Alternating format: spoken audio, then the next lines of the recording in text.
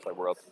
The Chandler Gilbert basketball team has looked dynamic in its first 3 outings, knocking off the College of Southern Nevada and beating the Ottawa University and Benedictine Mesa reserve squads in convincing fashion. Tonight, they're back on the floor and make that early afternoon from the Coyote Center as they take on the Park University Gilbert reserve squad. Good afternoon, everyone. I'm Joe Pequeno alongside Matt McCurdy. And Matt, this Chandler Gilbert team, they've been so explosive. Their last 2 outings, Ottawa University routing the Spirit 127-51 and downing the Redhawks of Benedictine Mesa 124-49. Steve Silsby's team showing a lot of depth and a lot of talent. Yeah, I mean, they've been impressive across the board. Steve has a record of really coming out explosive in the first half and putting the other teams to shame right off the bat and playing a great game. So we're hoping to see that again tonight here at CGCC. So next week they start conference play, taking on, actually they'll have Arizona Christian University on Wednesday before jumping into league play, which is next Saturday at Glendale Community College. So these are the final 2 little bit of a warm-up games. And Right. That being said, you've been in this situation, Matt. You've seen this team. How much are these last 2 games, these last 2 warm-ups so valuable before they jump into conference play next Saturday against Glendale Community College? Yeah, absolutely. I mean, it definitely makes a big difference. They've got a large and long and deep bench, and it gives them a real good chance to get some of those bench players who maybe don't get to start a chance to really get some game time and time on the court and experience. So just makes them a great team across the board, lean into those season games. So Steve Silsby in his 9th season, and his team is coming off last year's 21-win campaign. They made the postseason off to a great 3-0 start. Starting lineup for the Coyotes, number 3, Justin Fisher. And Justin Fisher is one of those guys, Matt, so explosive in the open court. Absolutely. Yeah, last game, I mean, he was just going across court, putting down dunks left and right, fine open passes to number 30, Andre. I can't remember his last name, Andre Harris. Harris, thank you, yeah. And just a great duo. Really put them above the board and sent them, I don't know what the lead was last game, but quite a lead into that halftime to start the second half. Joining Justin Fisher, number 12, Lockie McCain. Number 24, Will Coates. Number 30, Andre Harris, who's been so dynamic. Andre Harris has the ability to create in the post. He's got that nice soft fadeaway jumper. He can also hit that 15-footer anywhere across the perimeter. And Ty Cochran, who's that gritty forward for this team. He's not afraid to muscle down in the post and does all that gritty work down in the blocks. On the other side for Park University Gilbert, they're led by assistant coach Reggie Fields. They're going to bring out number 15, Maxim Gadashev. Number 20, Joel Knight. Number 22, Michael Corbin. Number 24, Deshaun Wright. And number 30, Sam Olney. So good crowd on hand, good energy for Park University Gilbert as they look to come into the Coyote Center and pull out the victory. And I had a chance to talk to Coach Silsby last night. I asked him, what do you want to see from your team? And he's right now through the first 2 games, Matt, he's been exceptionally happy with the amount of competitiveness and determination of his squad, but he really wants to see his team ratchet up the defense as conference play is closing in and he gets 2 more opportunities to do just that. Yeah, I mean, it makes sense. Right now, seems like they come off very explosive in offense, but a little light on the defense at the very beginning. So to really lock that up, get that experience, and play hard defense and offense right from the gate is going to be key as they go into the season. So I think Silsby's got a great plan. Obviously, he's been coaching a long time and knows what he's doing. And Coach Silsby, he talked about, once again, what he really loves from his team is no doubt they are so explosive in transition. They can hit the 3.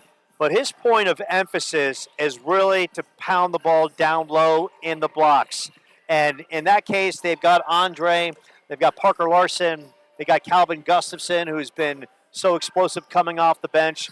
And right there, Coach Silsby is kind of setting the tone, letting his big boys do the work in the paint. Yeah, I mean, Joe, we've seen a record of this from Coach Silsby of putting a big down low who's powerful, explosive, and not timid with the ball. There's nothing worse than having a big down low guy who just is afraid to go up, and he's coaching them to take control of the floor. The big thing for Silsby and his squad, start fast, start quick, and they've done that in the last two outings with big first halves, putting up 60-plus points in the win over Ottawa University and Ben U, on their way to posting over 120 points in both outings. And what I've really liked from this team, Matt, is no matter who is in the game, the encouragement and support for whoever's on the bench is just fantastic. You can feel the love and energy coming on off the bench for whoever's in the game. Absolutely. I mean, last game was just exciting, explosive, and entertaining. All the guys cheering and having great touches across the board. Multiple dunks from all the team players. So it's bound to be a good game tonight here as well. We are closing in on tip-off, of course. Park University Gilbert, they're in their visiting off-red colors, and then you've got Chandler Gilbert in the home white, a little bit of a teal and a little bit of orange. Good energy, and we're so glad to have you with us right here on the Chandler Gilbert Sports Network. Russ Lewis, the AD, and Anthony Cox, his assistant, make it possible for this to happen as the referees come across and give us a little love and dap as we're getting ready to call the game. And I want to give out some special love to our stats person who just does a great job, who's a stone's throw, just a couple seats down, and that is Courtney Teachrow, the former Ben U cross-country and track coach. She is here every game, and she does a wonderful job for all the stats in the course of the game, and can't say enough about her efforts to make each game day go so smooth on the statistical side. That being said, we're getting ready for the national anthem. We'll take a moment for the announcements and the moment to respect our flag. And, of course, it's Veterans Day to all our veterans out there that have meant so much to, and continue to mean so much to our country.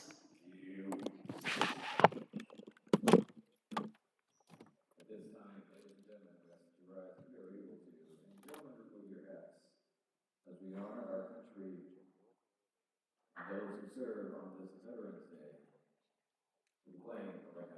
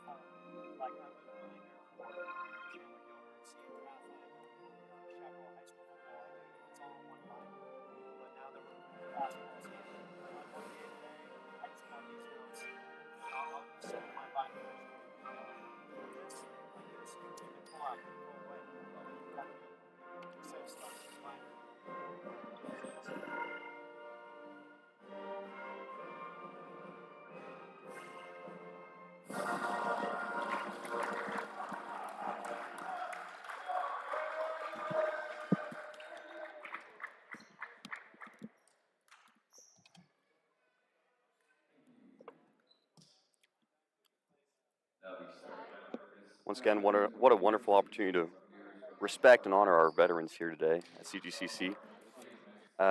Just getting ready for the starting lineup as we announce the starters for the opposing team, Park University from Gilbert, Arizona.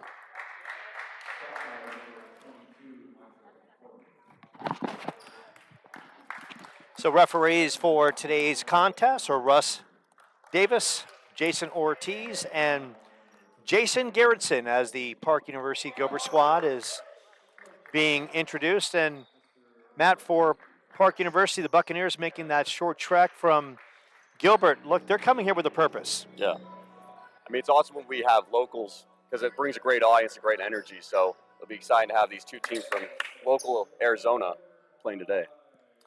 They are coached by Gordon Stubblefield, their head coach, and Reggie Fields, their assistant, is going to be running the lead varsity reserve squad. The Buccaneers, the main team, is off to a 3-1 start. Had a chance to talk to Coach Gordon Stubblefield. Now in his 5th season, he's really confident about his squad, feels that they can surpass the school record of 9 wins and maybe make it to the Cal-Pac Conference Tournament, which is going to be held in UC Merced. Last year, the Cal-Pac Conference Tournament was held over in Mesa, Legacy Fields, a great event. We had the chance to call it on WTSM TV. I called the women's side with Charlie Turner Thorne, a great event. And so Park University, they've got some aspirations and they're looking to take the next step and make some noise in their conference. And talking to Coach Stubblefield, he said, look, we just got off a plane and a lot of my kids on the reserve side, they talked about their games and they wanted me to come out, and here I am. So now for those young kids, they have a chance to make a statement in front of the main coach. Absolutely. And just from the looks of it, it looks like they've got an impressive JV squad, and I can only imagine what their main squad looks like. And we are ready to tip this one off right here on the Chandler Gilbert Sports Network. You got Ty Cochran that will jump it up against Maxim Gadashev, and this one from Chandler Gilbert is underway. And Joe Brazier couldn't track it down, and that is going to be going the other way as Michael Corbin stepped out of bounds. So here comes jumping Justin Fisher over to Joe Brazier. And Joe Brazier has been one of those players early on, Matt, that as that one slips through his fingers, as I was just about to give him some props, as that Joe Brazier has been so good in transition, and his ability to knock down threes has been spot on. Mm-hmm. So Park University and the Coyotes trade some turnovers to start this one, getting some early mid-season day noise out of the way. Some battling underneath as Fisher comes up with a loose ball. Fisher working the middle of the floor, picked up by Michael Corbin. Brazier swings it over to Cochran. Fisher, Andre. Ty Cochran, top of the key. Fisher, 10 in the shot clock. Good defense by the Buccaneers. Brazier gets it back, resets the shot clock, and Chandler Gilbert kicks in the corner. Andre Harris, so smooth, knocks in the corner. Brazier, open three, and jumping Joe, just like that, knocks it down. We talked about Joe's ability to hit the three, and shows that ability right out of the gates. A 3-0 Chandler Gilbert lead. Buccaneers, last night we saw the women give Chandler Gilbert all they could handle. Shot from the outside is no good. Good positioning by Ty Cochran as Will Coates comes up with a rip. Justin Fields and Coates thought about it. Inside, Ty Cochran, tight window on the pass, and it's Coates down the lane. Couldn't get the love off the glass. It's Corbin in transition. Justin Fields, so good, relentless, great man-to-man defense. That cross-court pass knocked away by Andre Harris. And that right there is, when we talk about Justin Fisher, that is, his ability to get back in transition. You see what a good athlete he is from top to bottom. He can race up and down the floor as good as anyone. Yeah, I mean, even with all that explosiveness from the CGC team, they're maintaining a great control right off the bat, making sure they pass to all the teammates and everyone get a touch and then get that point. Buccaneers in the lane, shot, no good. It's going back the other way. Maxim Gadashev was in a post battle against Andre Harris. So checking in, KJ Dunn. Ty Cochran stepping to the bench and getting some heated words from head coach Steve Silsby. And the thing about Coach Silsby, look, he knows conference plays right around the corner, and the level of intensity of this team and the ability to execute at a high level has got to be paramount if this team wants to get back to the postseason. Absolutely. Good rip by Park University Gilbert. Joel Knight skying for the rebound. Both teams kind of in feel-out mode early in this one, Matt. Yeah, really testing the waters. You know, I'll add KJ, what a tremendous off-the-bench player. You'll see Silsby puts him in often right after the starters. But can work the paint, can shoot threes, control the ball, just an all-around great player. Justin Fisher with the hustling effort, tried to knock it off a Buccaneer player, could not, so it's the Buccaneers retaining possession. Gadashev picked up by Corbin. Pulls it back out. Justin in his back pocket. in the lane, stopping, popping, and could not get the shot to roll with Sam Olney. It's Coates in transition, throws in the corner, KJ Dunn. Justin picked up, getting double teamed. Inside look, and what a pass by Justin Fisher, feeding Will Coates inside. And we talk about Justin's ability to be so dynamic in an open floor, but such an underrated passer. He knows how to thread the needles. He did it right there. Mm-hmm. And Joel Knight, other side. Deshaun Wright, picked up by KJ Dunn, shot from the outside, won't go, and that one is out of bounds, and the Buccaneer defense keeping the Buccaneers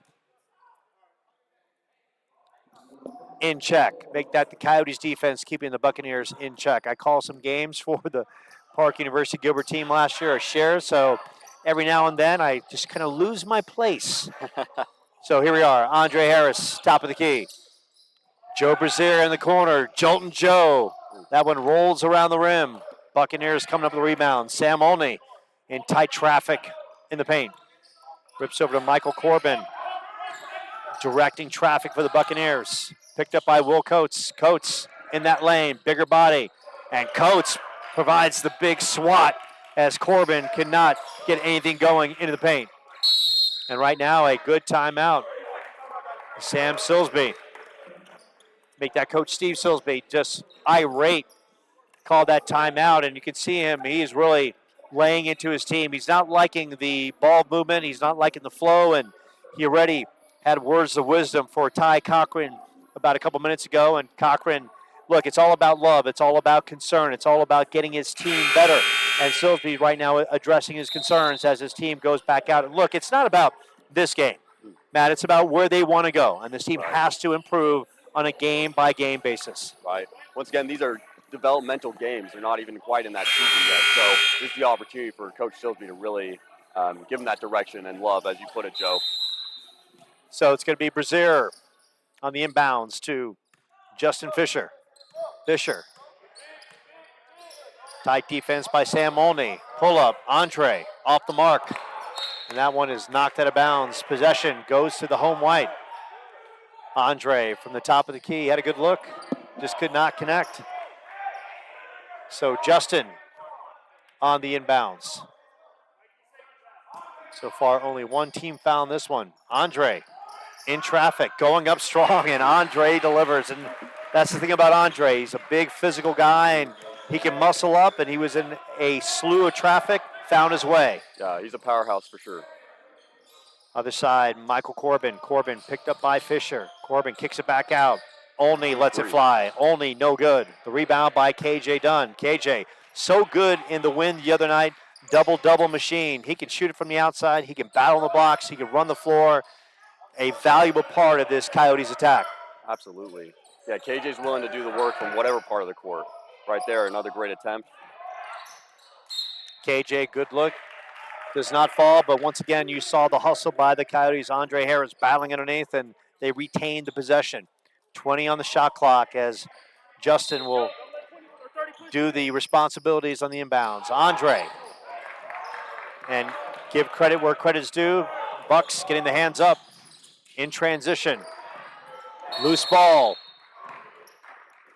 And it's going to be a kick ball against the Buccaneers and Michael Corbin. 7-0. Coyotes with the early lead. Brazier with a three. Andre and Coates with a basket apiece. Buccaneers trying to find their offense, but along the way, they've played some spectacular defense. Andre down low, going up, basket and one on the good feed from Will Coates. And you've been talking all night about Andre, and then you'll see a consistent player. Once he finds his rhythm, he'll go and go all night long.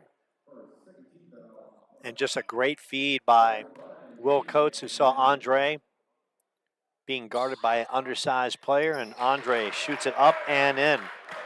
23 points in the win over Southern Nevada. He's been spectacular in both the reserve wins, scoring double digits early. And how about the great defense from KJ Dunn and Joe Brazier on the double team right there, and Park University, which has been out of sync, trailing 10-0. And look, offense comes and goes, and we've seen this throughout basketball and throughout any sporting contest, but the thing about Coach Silsby, he's preaching defense, and right now his offense hasn't been succinct to this point, but the defense has been spectacular, and right now the Buccaneers have yet to score, and right there another good point of emphasis on the double team and forcing the Buccaneers to call a timeout. Absolutely. Yeah, Silsby definitely preaching that defense, and you see that right off the bat. So a 10-0 Chandler Gilbert advantage. We are under 15 minutes left in this first half. KJ Dunn will guard the inbounds, and that one slides right through the hands of Joel Knight. Sam Molney trying to go too strong off the glass. KJ cleans it up. KJ, as we talked about, so good in the open floor, can handle the rock like a champ. Dishes over to Justin Fisher. Plenty of time in the shot clock. Justin tried to thread the needle, taken away by Michael Corbin. Corbin almost loses the handle with Brazier on him. Kicked in the corner and not being able to handle on the other side by Joel Knight. So the Buccaneers a little sloppy in their offensive possession. You can see that aggressive defense from CGCC, the Coyotes, really kind of spooking Park University, throwing a lot of bad passes to each other. Damarian Cunningham checking in, guarding Joe Brazier. Fisher, Andre. KJ kicked in the corner. Shot is up, and the shot is in and out. A good look by Will Coates. Spun around the cylinder, just could not drop. Cunningham picked up by Justin Fisher. Fisher, shot is up from the right side. That shot from three is long. A good look by Aiden Finch, just could not knock it down. Justin, other side. Justin kicks in the corner. Brazier. Will Coates thought about it. Inside look, and Justin draws the contact going up. And great ball movement by Chandler Gilbert in that possession. Foul call goes against Deshaun Wright. Yeah, you can see a consistency when they pass that ball quickly from teammate to teammate. That's when they really start finding those openings and getting those open shots. Justin Fisher, a leader, that floor general, making a statement, knocking down the free throw. Deion Jenkins checking in. Will Coates getting a breather. Steve Silsby going to that bench and utilizing his personnel from top to bottom. And that is so key. Look, Justin Fisher setting the tone at the line, knocking down free throws, and of course that is so paramount when you get into league play and you get those final 2 minutes where the game is sometimes won at the free throw line. And that was a great drive by Damarian Cunningham, who just cannot finish in the paint. Justin, right side, kicks in the corner. Andre, Deion Jenkins, shot is blocked. Deion inside. KJ Dunn. KJ in and out of the rim. Loose ball picked up by Deion. Deion going up. Ball is loose.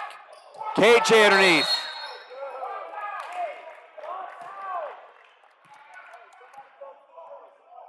It looks like the call goes against KJ, who stepped out, but a relentless effort by KJ underneath, battling for the loose change.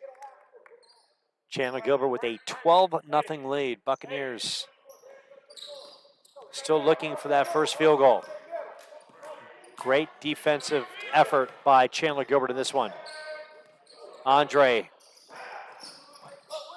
on that outside. And that one is thrown away by Cunningham.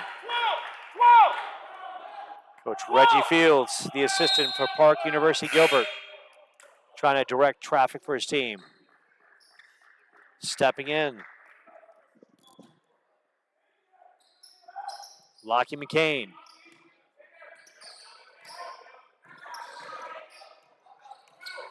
Fisher over to Deion Jenkins.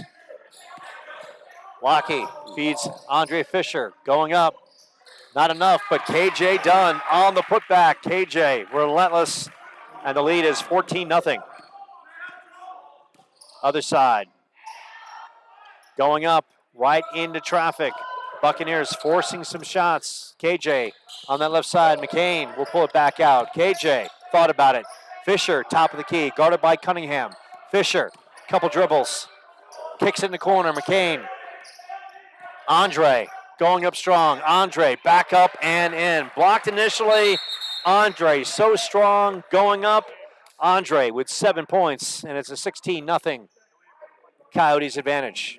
And the ball movement so crisp by this Coyotes team. Yeah, the Coyotes really starting to find that stride here in the first quarter for their offense. And some great leadership by number 3, Justin Fisher.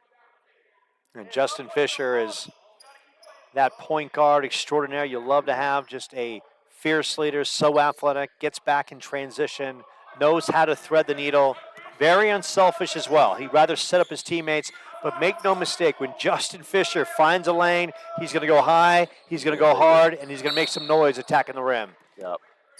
Yeah, he really sets the tone and pace for the team. If he's in there, you know they're going to be hustling, but they're going to be in control. Non-shooting foul as Justin picks up his first. And that's the Coyotes' first team foul in this first half, so they've been very clean. Cunningham, who's shown his penchant to getting to the rack, very good-looking athletic player.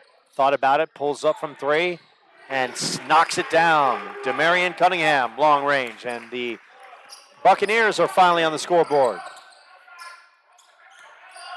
Under 12 minutes left in the first half to get their first bucket. But Cunningham has come off the bench, has provided some electricity, getting to the rack and knocking down the 3. Fisher kicks in the corner. Jakob Lloyd in. Jakob, the back door for McCain. Deion Jenkins, Deion going in. Fisher will let it fly from 3. That's off the iron. Rebound by the Buccaneers. William Morgan. Buccaneers. Across the way. Morgan, couple dribbles. Feeding Sam Olney. And Olney gets called for the travel. Jakob Lloyd, good tight one-on-one coverage, and Olney very aggressive and took that first step without the dribble. And sometimes that is so tough for an offensive player. They want to just attack the rim, but they got to get that first dribble down. Under 11 minutes left in this first half. Coyotes with a 16-3 lead. Jakob Lloyd, Macklin driving in. And how about the drive by Lockie McCain? Stand corrected. Apologize, Lockie. Lockie McCain on the drive. Kicked across. Justin almost comes up with a loose ball. KJ Dunn, open court. KJ throws it down. KJ high and hard. And it's a 20-3 Coyotes advantage. KJ reading the passing lane like a champ. Yeah, a great display of that explosive power from KJ, but also the speed and aggressiveness from number 3, Justin Fisher. Find that first steal, kicking it out of the hands of number 30, Sam Olney, and lean to that powerful dunk by KJ. So KJ Dunn, we had him on the post-game show in the victory the other night. Just a double-double machine. So good in the blocks, so good from the outside. And once again, Coach Silsby wants to see a better defensive effort. And in that case, in that sequence, KJ Dunn reading the passing lane like a champ. Yeah. I mean, KJ all around. You'll see that on the CGC team. You know, Coach Silsby, credit to his coaching, really not leaving players with specialties, but really making them dynamic players across the board. They can dribble, they can pass, they can cut, they can dunk, they can shoot, which makes them a lethal team. So as we look at the box score early, Andre with 7, KJ with 4, Joe Brazier with 3, Coates with 2, Lockie McCain with 2, and Justin Fisher knocking down a couple free throws. A 20-3 Coyotes advantage. And yes, a little maybe out of sync offensively early, but the defense has been spectacular. They've really held the Buccaneers in check. And Coach Silsby now has gone to his bench. Deion Jenkins, Ty Cochran, McCain in, Joe Brazier back in the ball game, and Jakob Lloyd. As the Coyotes back on defense, and that shot is long from the outside. Loose ball going in. The high arcing shot off the glass by William Morgan. And it's a 20-5 Coyotes advantage.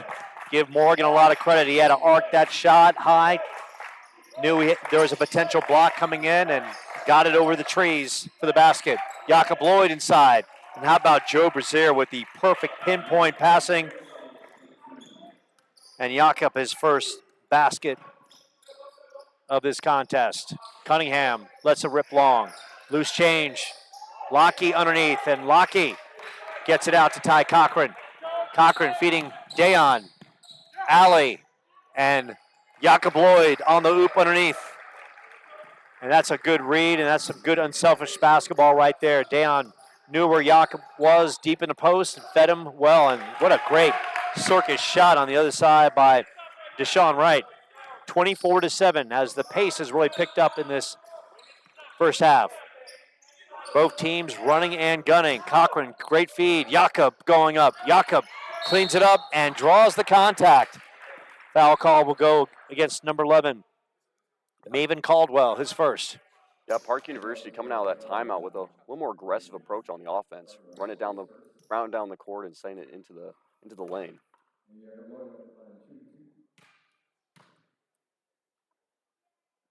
And Jakob adding to his good start with his 5th point from the free throw line. We could talk about stats and statistics. And basically, look, you really don't count those statistics against the reserve squads. The one game against the College of Southern Nevada, a very impressive win by the Coyotes, putting up 81 points, doing a nice job. Turnover, Dayon Jenkins has it stripped from behind. It's going to be a 2-shot foul going against Maven Caldwell, his second. 5th team foul for the Buccaneers as Dayon. And we had a chance to talk to Dayon Jenkins at a volleyball match. Really nice young man. Dayon from Gray College Academy, grew up in West Columbia, South Carolina. He talked about this team and how talented it is and the expectations. And when you're coming off a 21 season as a squad did last year, look, there's nothing but upside. There's nothing but thinking about taking the next step. And what we're seeing from this team, how deep they are, Dayon's on point. This team has the ability to do some good things this year. Buccaneers beat the press. Ty Cochran, man on man. Ty on that perimeter. Shot across, Cunningham thought about it. Lockie in his face. Shot in that corner. Shot clock winding down. Morgan, 4 seconds. Shot is up, and the shot is off the mark. McCain picks up the loose change. McCain has it taken away. Going up strong and off the glass. Good move by Maven Caldwell. His first basket, 28-9. In a situation right there where McCain just lost the handle and Caldwell was there to take it away. Joe Brazier works at that right side. McCain, Dayon Jenkins, Dayon. Jets are on, and Dayon banks it off the glass. And talk about an explosive first step. Dayon saw an opening, no hesitation, full throttle, and just went for it. And that's the great thing about the guards for the Coyotes. They've got the speed and quickness, as that's knocked down for 3 on the other side by Demarion Cunningham. He's got 6, and the lead is 30-11. Yeah, you see Dayon just explode off the three-point line, make that little pass. Now he's going to shoot a 3, make that. And it just shows you the depth that we're working with on this bench. Dayon cans the triple from the corner. He now has 7 points. And Steve Silsby is loving that outlook, and it looks like it's going to be Ty Cochran picking up the foul in the corner.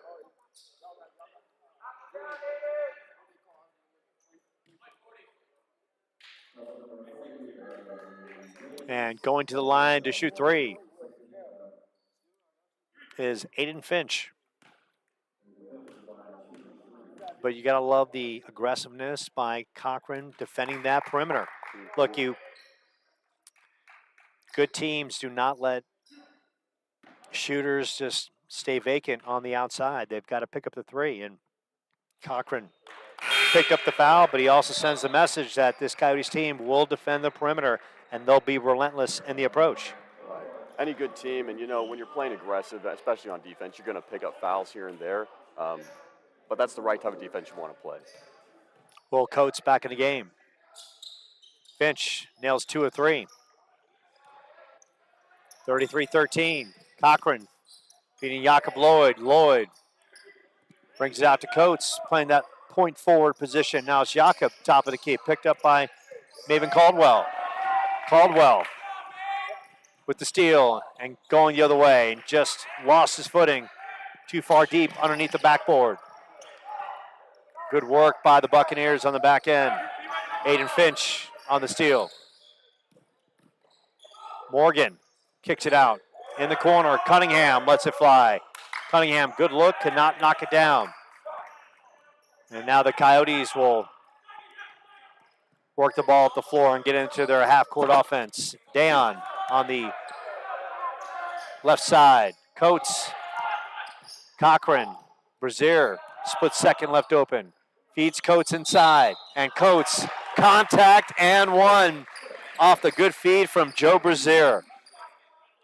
And as we get to see more of Joe's game, it's so obvious that Joe is good in transition, can hit the three, but he's got good court vision, and once again, found Coates in a good one-on-one battle. Undersized player in the post, fed his big guy, and Coates underneath nails the basket with a chance at a three-point play. Yeah, the Coyotes' game on passing has been pretty spectacular across all 3 games of the first part of this season.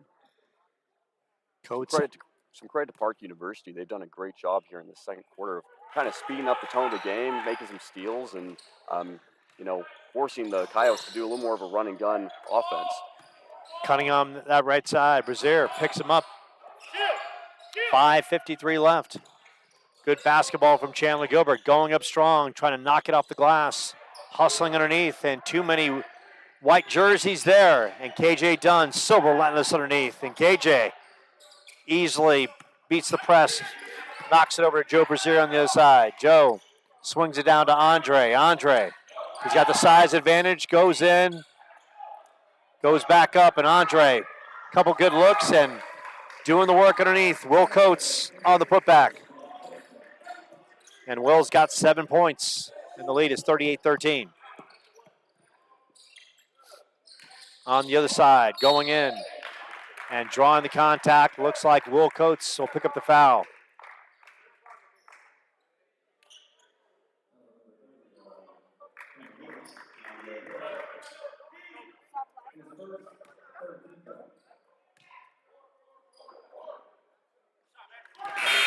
At the line is Maxim Gadashev.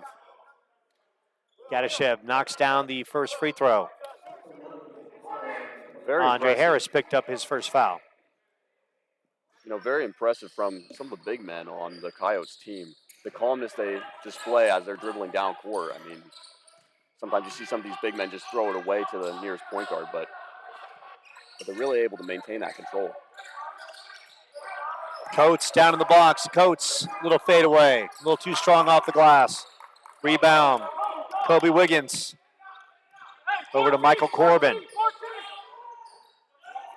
Coach Reggie Fields calling out for play 14. Corbin. Over to Morgan. Morgan kicks it in the corner. Kobe Wiggins guarded by Joe Brazier. Brazier right in his back pocket. Over to Corbin. 6 seconds of the shot clock. Corbin in the lane. Corbin. Dish off. Off balance shot.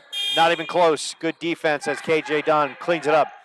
KJ up the floor. Dishes it down low to Will Coates. Coates kicks it out to Joe Brazier. Release rotation. Off the side of the iron. Morgan. 2-on-2 battle. Kobe Wiggins goes right into KJ Dunn, and Kobe Wiggins. Good work for his first basket of the game. 37-16. Brazier. Coates. Andre Harris. Andre Harris directing traffic. Andre's game so smooth. Coates.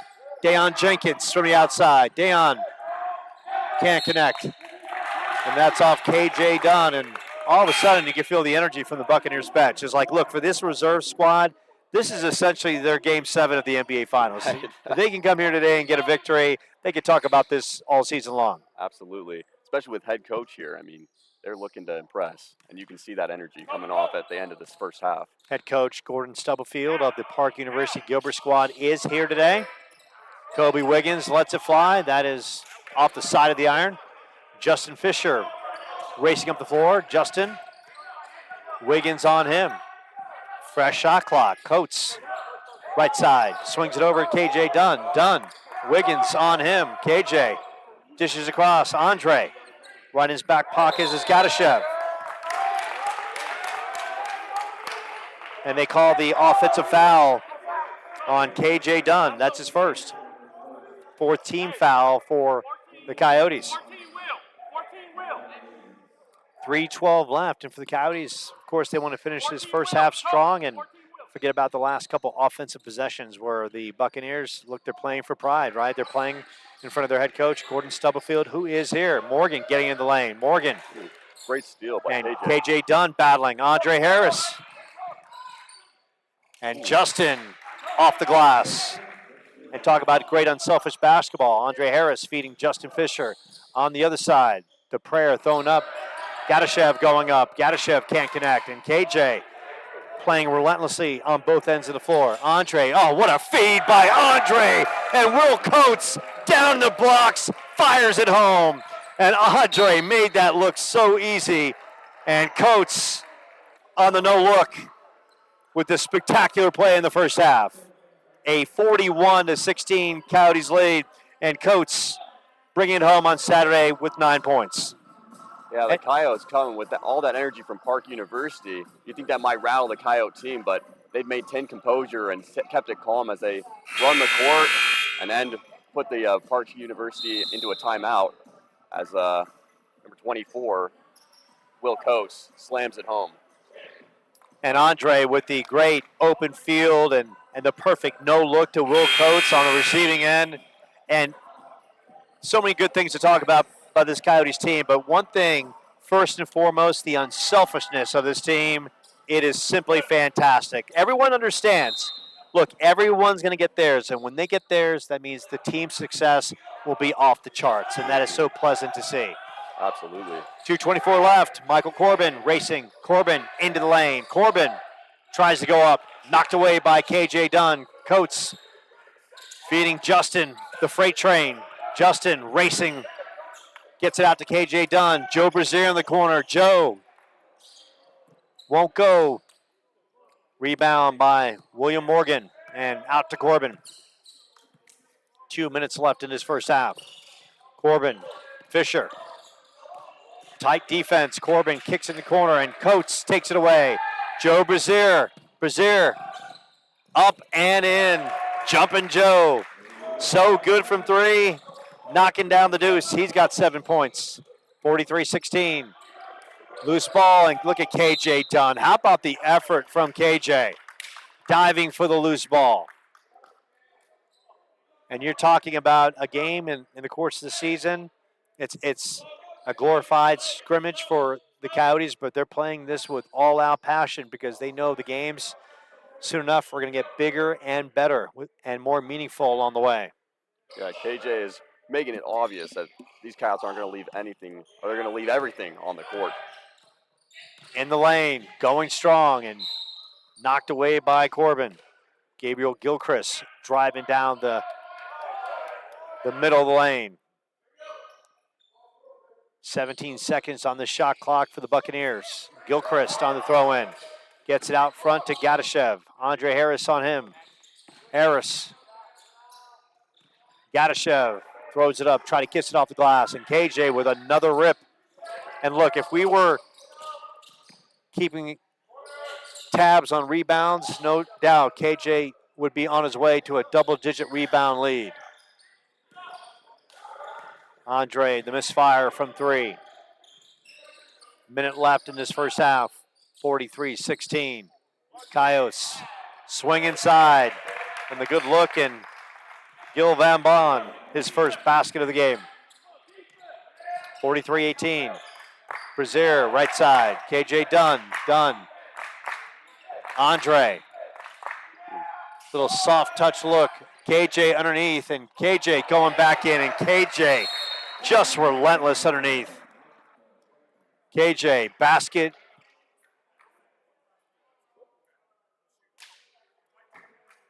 And the foul goes against Gil Van Bon, his first.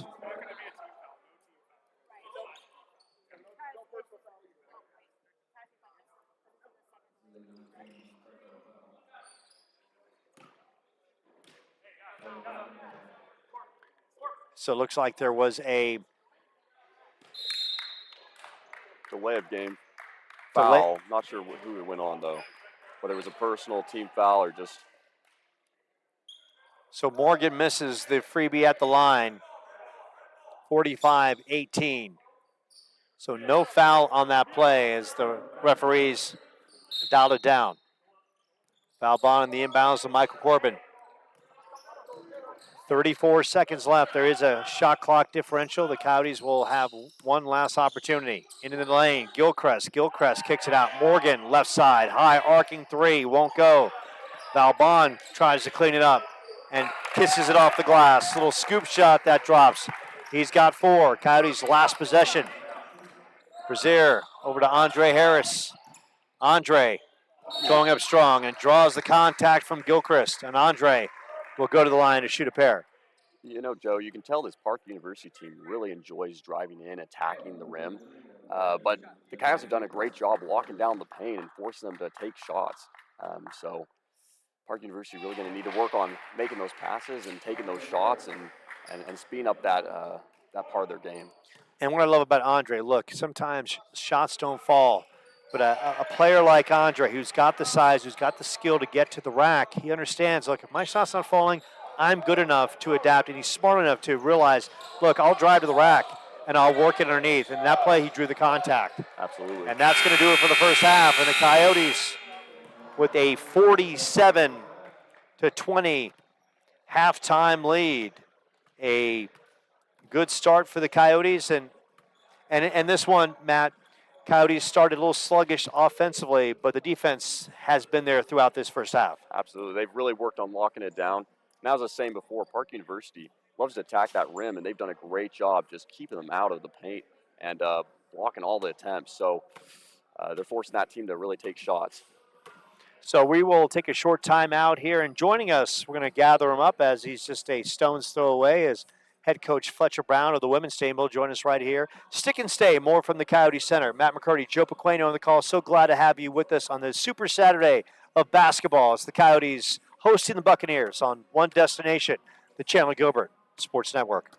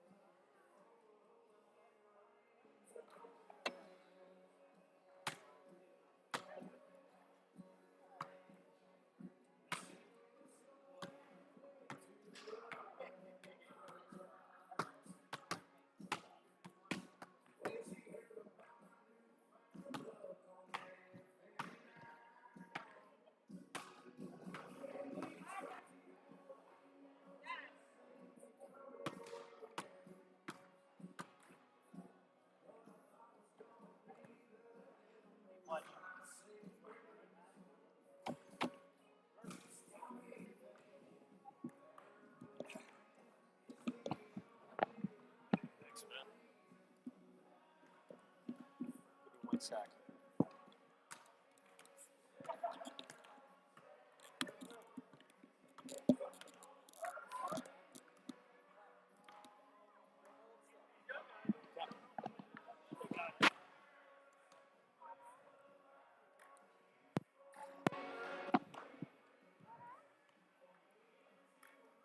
And Fletch, so you can hear me, keep like one, these, you can't hear the sound coming through. So keep like this one, so you can hear me just like that, okay?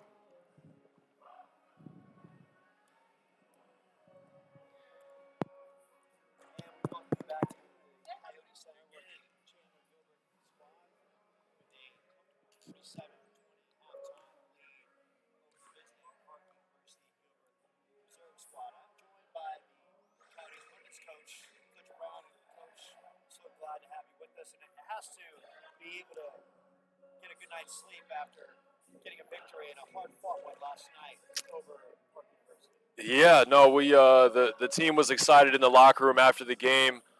Sometimes in basketball and sports and coaching, the excitement is really relief. especially after a game like that, especially after a long week that we had, 3 games in 4 days, playing against 3 quality opponents. It was nice to just go home last night and not have to wake up early, I'll tell you that.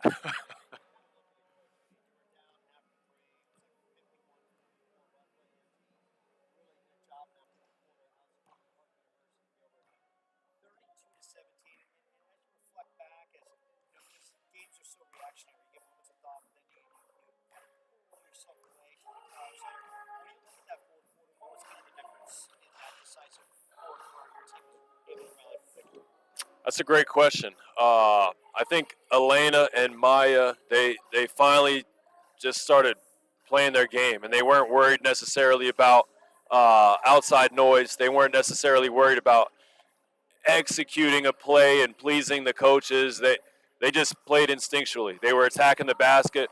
We were fortunate to get into the bonus early, so that made the Park defense, every time they had their hands on us, whether it was going to the basket or 50, 60 feet away from the basket, we were going to shoot free throws. So once we got into the bonus, it kind of opened up the defense a little bit in those driving lanes. We're able to be there. And I know Caden had a nice shot going to the basket. Megan Urbanski had a nice shot going to the basket, and that was all predicated off the defense finally spreading out a little bit and them not having the ability to be as aggressive in their defense.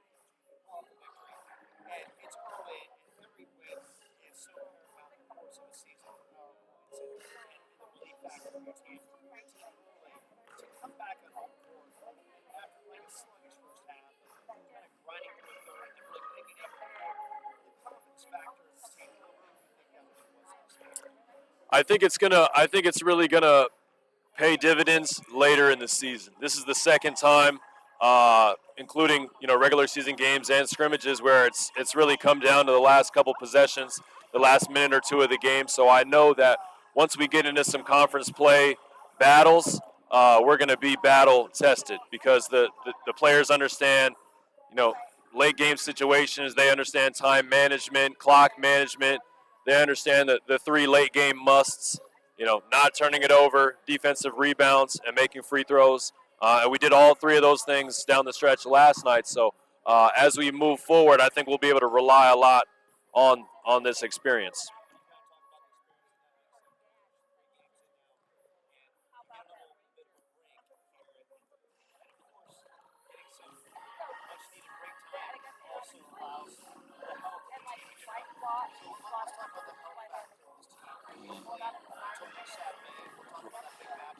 Yeah. Yeah, we've had a couple of – everybody's got kind of nagging things. I mean, that's just the nature of the game. Steph, who's been a key player for us so far this year up until the last couple of games, she was dealing with like a flu-like symptoms, so she's going to be fully healthy come next week. Josie's been out with a knee injury, but she's going to provide a lot of strength and size for us on the blocks, and she'll be back by next Saturday. So this little break is coming at a great time for us because a couple of our key players played heavy minutes, in 3 games with minimal rest. So we're going to give them time to relax a little bit and recuperate. And then some people that were out the last couple games, they're going to get time to see the trainer and get their treatments and strengthen up for Saturday. So come Saturday, we'll have a full squad ready to go.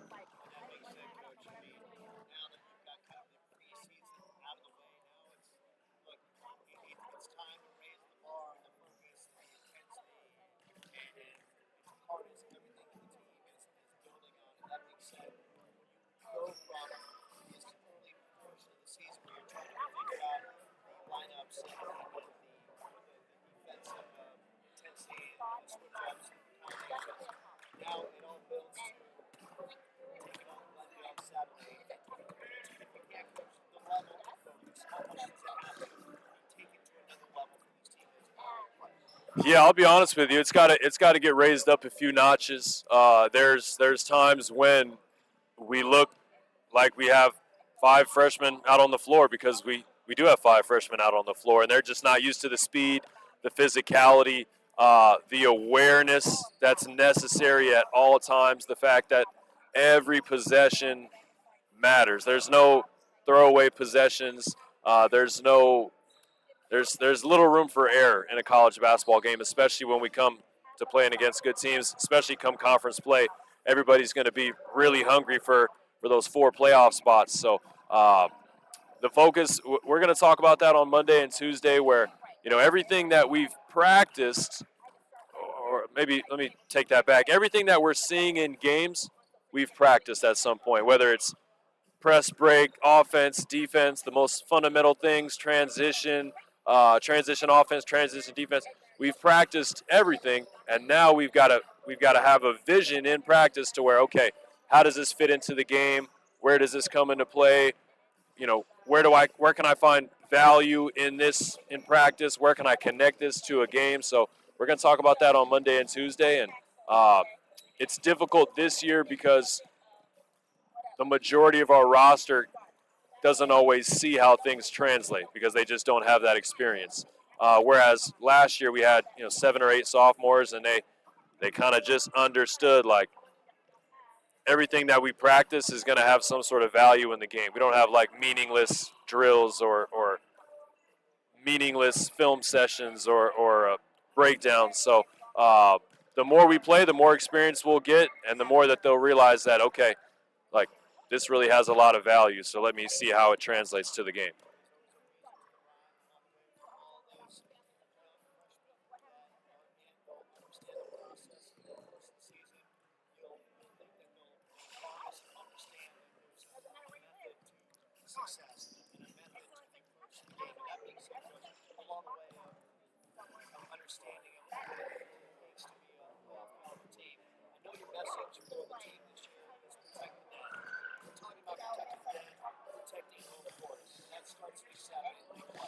Yeah, that's going to be huge for us. You gotta win the games that you're supposed to win, and we're supposed to win all of our home games. So we're going to make that a point of emphasis.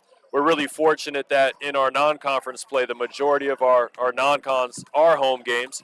So we're used to our environment. We understand kind of the ritual and the routine of game day when it comes to a home game. So come conference play, we should be locked and loaded, ready to go.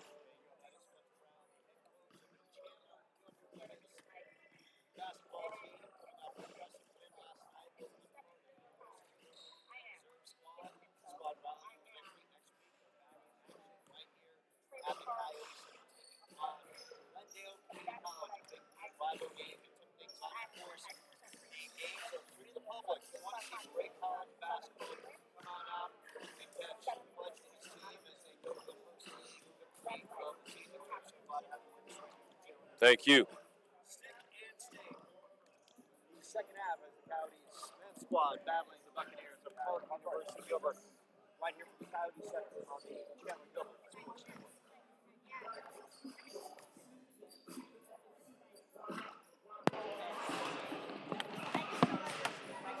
Thanks, Mike. Yeah, thank you, man.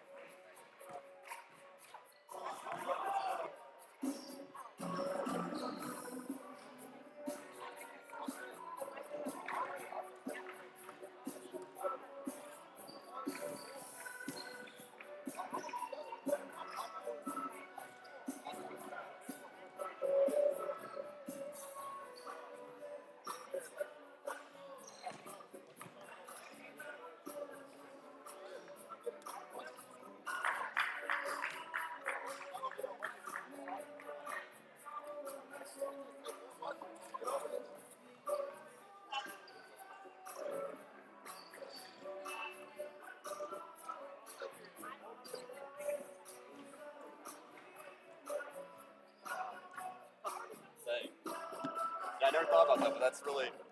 I didn't think about the motors, and that's so true.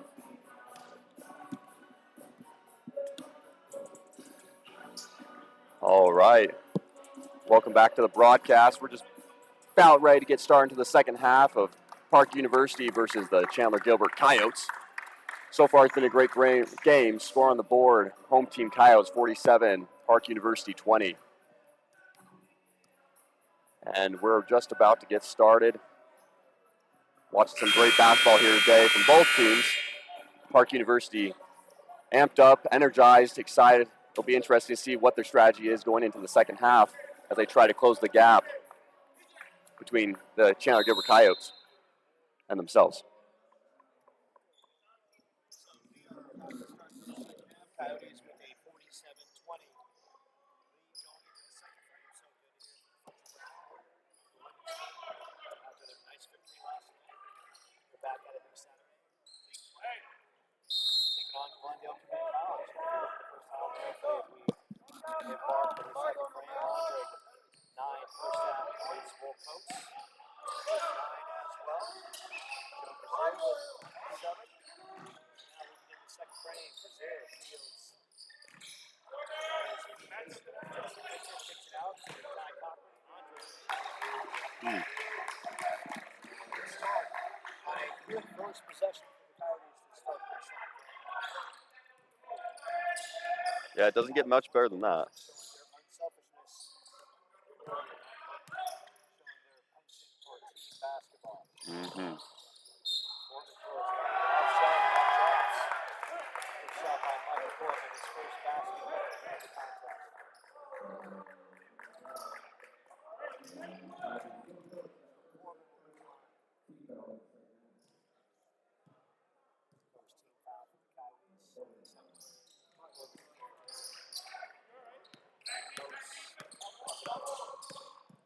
Justin Fisher kicks it out to Brazil. Brazil picks it up quickly.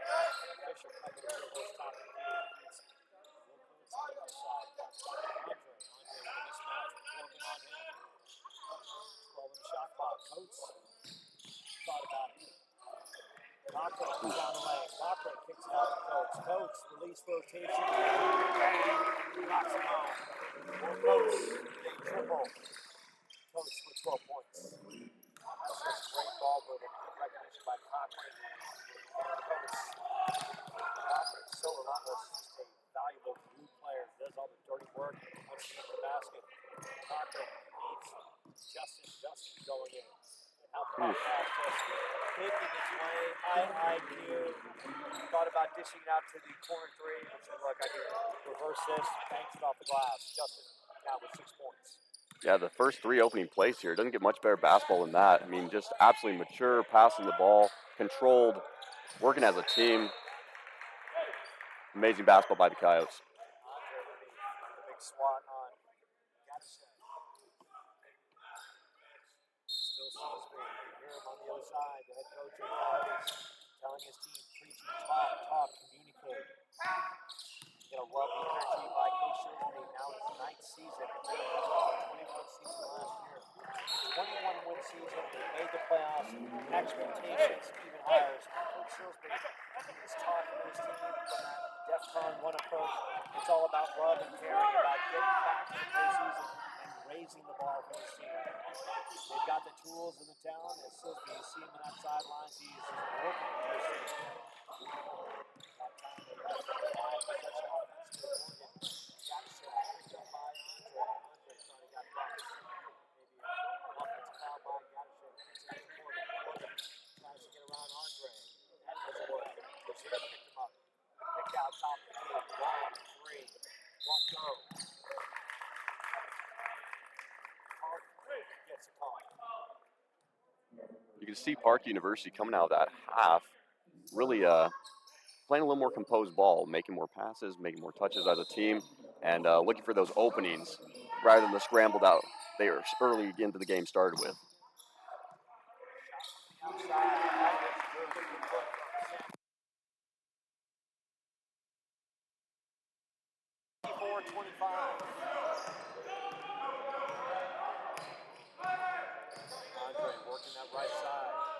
got a back door to Will Coates. Says, you know what? Let me show you what I've got in my tool belt. Rips a three from the perimeter.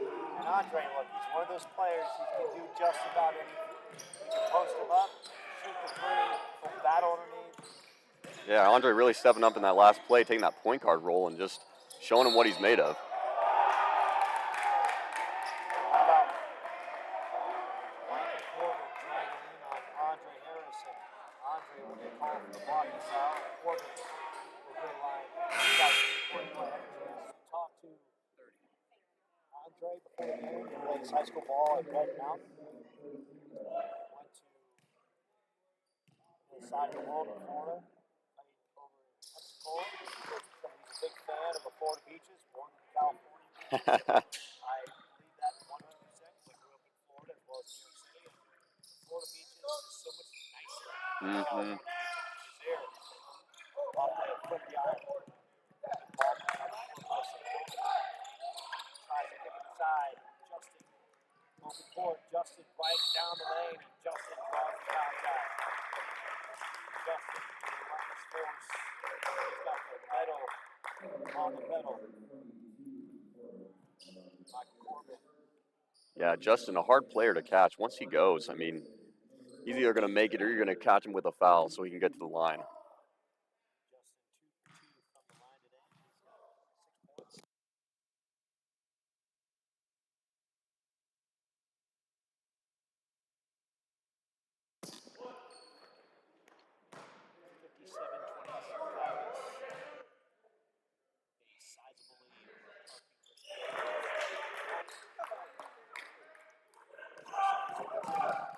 Justin 2 for 2 from the line today. He's got 6 points. Ooh. SWAT. Gadashev kicks it outside. Shot won't go. Justin. Right down the lane. Justin going in. Tries to feed. Coates. Corbin almost lost the handle. Pulls it back out. Gadashev trying to blocks. Gadashev kicks it back out to Corbin. 16 on the shot clock. Justin on Corbin. Gets the screen off top. Corbin now against Cochran. Cochran down low. Corbin tries to get. That's going to be a travel call. What you can see again, the pace of the game changing a little bit. They're starting to do a little more of a run and a gun approach, and it's really when that happens that they're not making those passes, those openings aren't opening up, and the game gets a little more messy.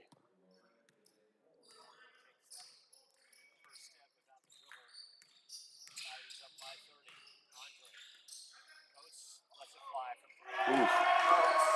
Sizzling from the perimeter. He's got 15 points. Coates. Foul off the ball. That's a technical foul against Coates. Looks like a little bit of a trash talk in between players. Will Coates going to take that technical foul for that.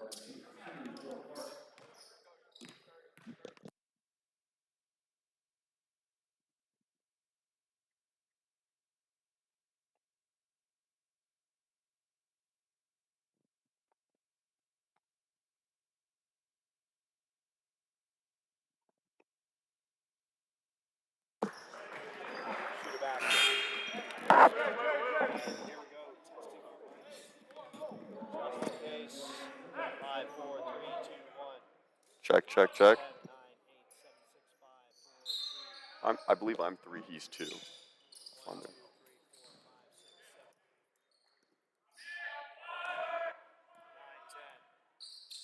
10. Check 1. Apologize about any technical difficulties right here.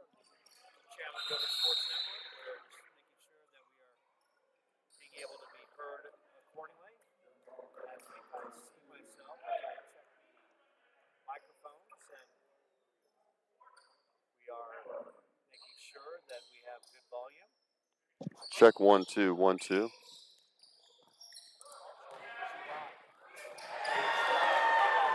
Boyd with the block. 61-29. KJ Dunn kicks it over to Brazier. Brazier going to Ty Cochran, feeding Jakob down low. Jakob using the body. Jakob, big Big hook shot, won't go. Morgan cleans it up. Morgan. Blue ball up top, won't go by Sam Holman.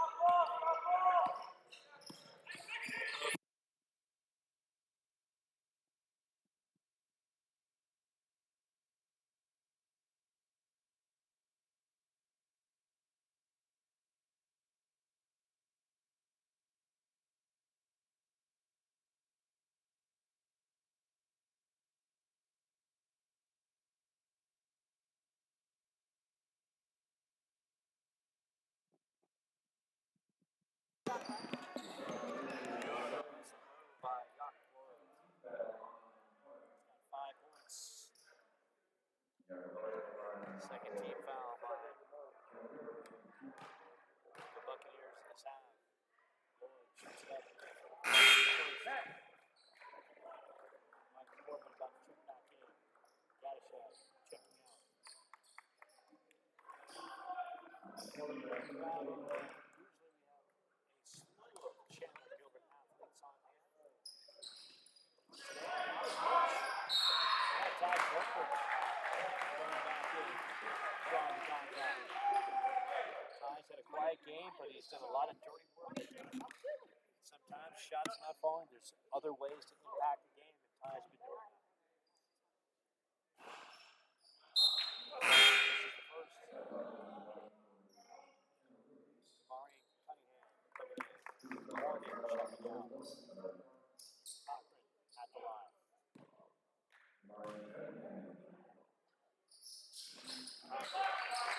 Gets into the box score. 62-29. Passing out 14 minutes left on the side. Sean White, right side. Going in. Cunningham. Good defense by Dayon. Dayon in transition. Picks it in the corner. Joe Brazier lets it fly. Jumping Joe. Jolted from the outside. He's got 10 points. He's got a couple triples in this one. If you leave Joe open in that corner, you know he's going to take that shot. Absolutely lethal from that position. I just love Dayon Jenkins, the court vision to give up the basketball, find his teammate, and find another shot to make. Mm-hmm. Racing up that right side. Dayon. Corbin on him. No situation. Cochran down the lane. Cochran going in. Ty Cochran aggressive in the rack. 3 second-half points to tie. Ty great with that little shimmy at the very top of the key and then just slamming it down home.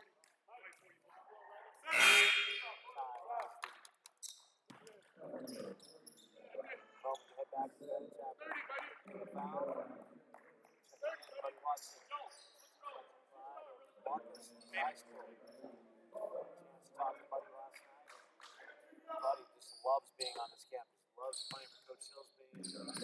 He is just a big supporter of Chandler Gilbert athletics. He goes to all the games. Shot from the outside won't go. Hey, pick up. I love that kind of energy from a player who just bleeds the teal and white. Buddy Cochran, I should say, Buddy Watson does just that. Doc Floyd. Doc thought about it. KJ Dunn, not afraid. A little short. Doc up underneath, battling. Loose ball. Doc up battling. Time out on the floor. You know, love the effort. We've seen this from the post from the Coyotes, whether it be KJ Dunn. We've seen it from Andre Harris. We've seen it from Will Coates. We've seen it from Ty Cochran. We've seen it from Doc Floyd. The post, and they miss a shot, they're following their shots, they're battling, they're hustling for the loose change. Yeah. I mean, I think it's pretty obvious. I think Coach Steve expects nothing less from his players. They know if they aren't going in there and going to battle every time they get on the court, they're not going to be playing in the game. And so they go in there and they fight. And Coach Silsby talked about last night in our conversation that it wasn't good enough. I've got to tighten the rotation. So we are seeing a rotation tighten up just a little bit, and as his team starts heading toward bigger matches, back at it. Whether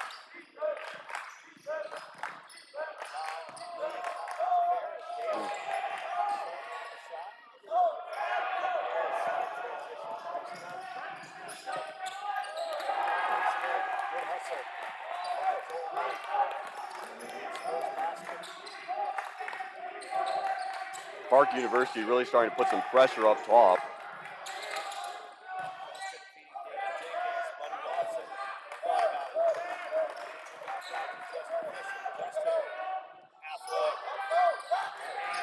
Right there, Justin going back in strong. Young man, 6'3", but just so strong and physical. Played his high school ball at Hamilton High, and you can see how relentless his motor is underneath, following up his shots, and that kind of effort leads to an opportunity at the free throw line. Absolutely. Like I said before, if Justin's not getting that point off the initial attempt, he's going to get the free throw. It's just, we see that time and time again. He's got 7 points. Calvin Gustafson checking in. AJ Dunn getting a breather.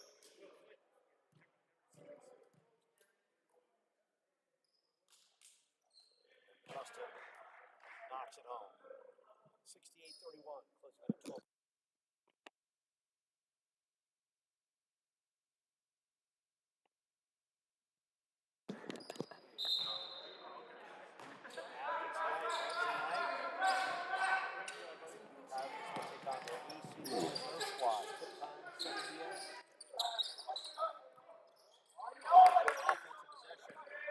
Justin with the steal. Justin moves to the handle, but Yaki's there. Money Watson. Dayon in the corner. Dayon, good first step. Electric. Kicks it out. Yaka up top of the key. Won't go. Fouling underneath. Money's there. Money. Back up. How about Calvin Gustafson? Calvin. Strong underneath. Calvin played his high school ball. Creek High School in the East Valley. Outside. Good defensive possession.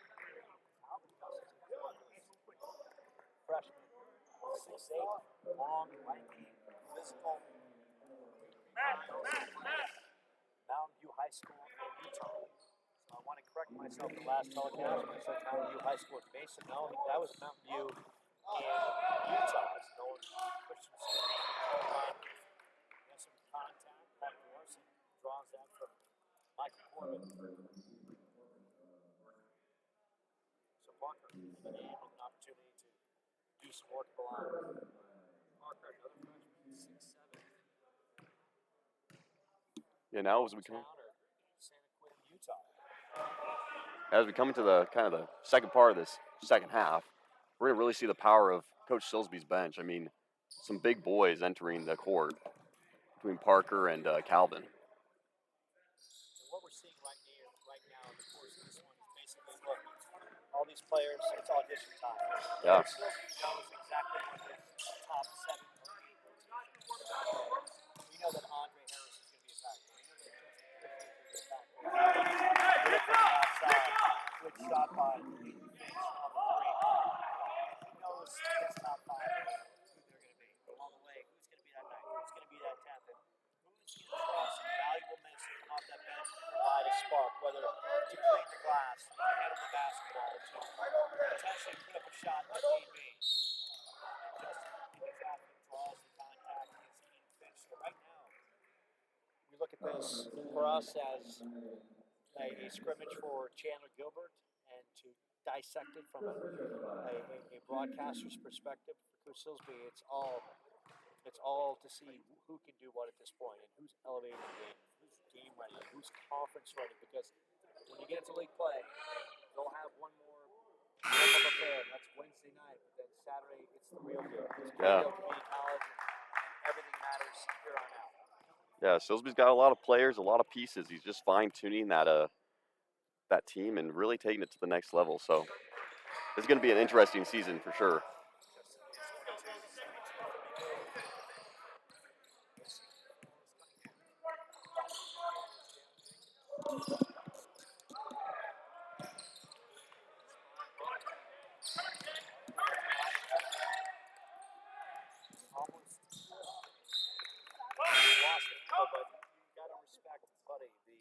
Buccaneers were pressing him, and he had the poise enough not to lose the dribble, contain it, dish out to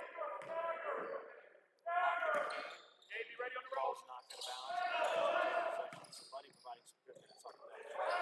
Kane left side. Tight defense from Sam Olney. Ooh. Picking up his first basket of the second half. That's a spectacular right hand from Marion Cunningham. Marion Cunningham is showing in center field that he's got quickness, he's electric to the basketball, and Larson and Deion Jenkins will give it go. Parker on the good feed from Deion. That was just some good team basketball right there. All instinctive, all happening so quickly. How about Calvin Gustafson denying Gilbert in the post? And I really like the physicality that Calvin Gustafson brings to his team. He goes hard to the basket. That right there, Larson. Gustafson disconnected. Yeah, these are some big boys, and they're not afraid to power through and use their body against the other player. Good minutes for this team. So that's Parker Larson. So this team, which is deep, these bigs will have a chance to be a factor in this one. Cunningham lets it fly. Watson with the rebound. Kane.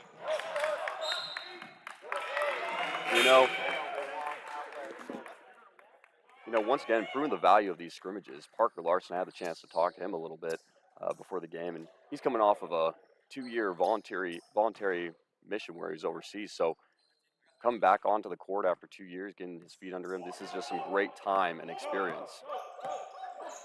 All the way, you got to figure 2 years away from basketball. That shot is up and good by Hayden Finch, who's popped a couple threes in the second half. So Parker Larson just trying to figure out basketball a little bit again after making the commitment.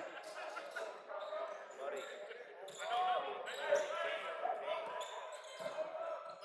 Beats Parker. Banks off the glass. Let's get to the basketball. Parker cutting across. Easy give and go to the big man who had the size advantage in the post. Yeah, and you'll see the reps. Once these boys get going, all the moves start coming back. It just takes a few reps, a little more time on the court, and the pieces start falling together. Shot is up by Hayden Finch. That time, no good. Nolan Christensen. Big game as well. Ian Mason. Using Toro. Playing East Valley. Nolan. Valley Gilchrist. Calvin Gustafson going in. Gustafson gets called for the offensive foul. Sometimes in that case, you see the double team down low. One pass, kick out leads to a better shot. That's what Gustafson was so good at being a physical force, but along the way, sometimes you got to read that defense and you got to get with the defense as well. Absolutely. Nolan really comes on the court too, a little bit smaller in size compared to some of his teammates, but has no fear going to the basket. And we saw that last game against Benedictine, putting up several pretty spectacular points. Buddy Watson taking up the floor. Buddy seeing his boys as they get harassed by Sam Olney. Buddy White. Buddy Watson. Christensen. Almost a shot to the hoop from throwing out of bounds. Cunningham. Pitch from the outside. Gustafson draws the contact. Gustafson talking to the ref on that. Some explanations from Russ Davis. Finch at the line. Just an opportunity to knock the 3 down. Finch controlling his role. Good spot-up shooter from the corner. He's a catch-and-release kind of guy. Big fan of what I've seen from Demarion Cunningham. He's been spectacular. Just getting the full card. And there was an opportunity for Demarion Cunningham to get playing time on the main squad. He is deserving. He's quick, create a shot, got a good-looking three, finds his teammates, making a statement here. And for Park, this is what this game's all about for them. They've got their main coach here. This is their audition for the main squad. Absolutely. Yeah, Demarion coming off the bench too. I mean, he just has shown up, played relentlessly. Just great ball all the way around.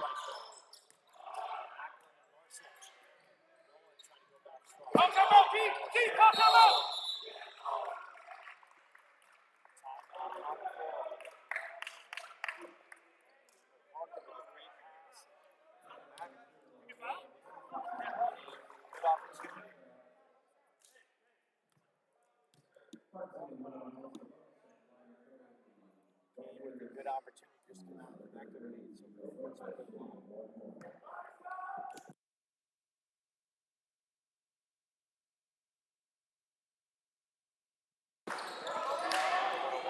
this is shot from the outside.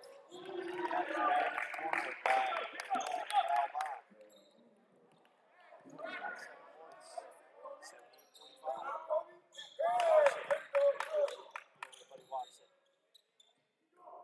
Gus is sitting underneath. Right now we're seeing that second unit offensively just struggle just a tad, right? Not seeing the ability to finish by the rack. There's been some good opportunities, but Gustafson draws the contact and he'll go to the line. Once again, you really start to see the wisdom of Coach Silsby, you know, giving himself a good, nice lead, and then putting that second string in, letting them work it out, figure out. You know, there's only so much you can do in a practice, and so this is a real great experience and opportunity for those boys to put the pieces together.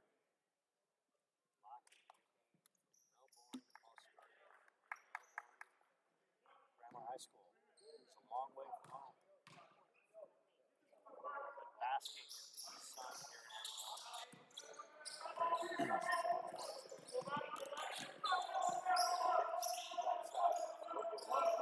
responsibility is to shoot the rock and catch the release. Stops and pops, and that's a nice game right there. Shot from the outside. Buddy blocks it. Nice job of being impressed in the backcourt. Gustafson thought about it.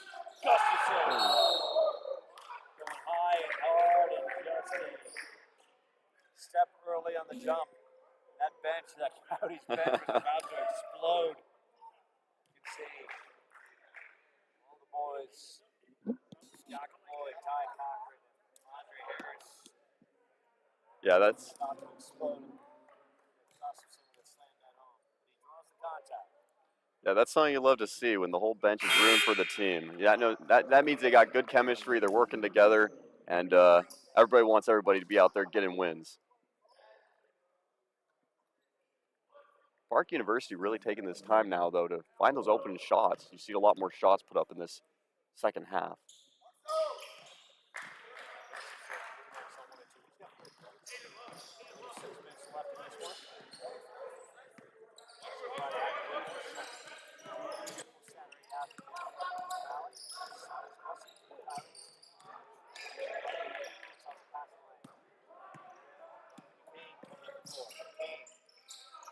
Oh, ooh. Powering through on that one.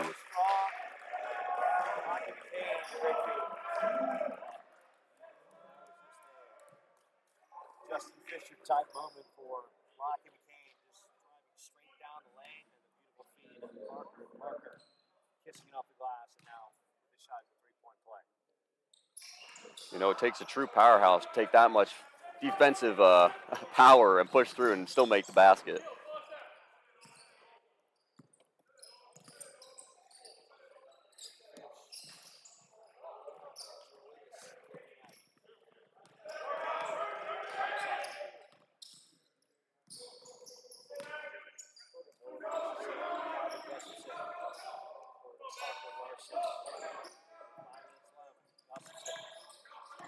Back out, shoot the three, off the front of the iron.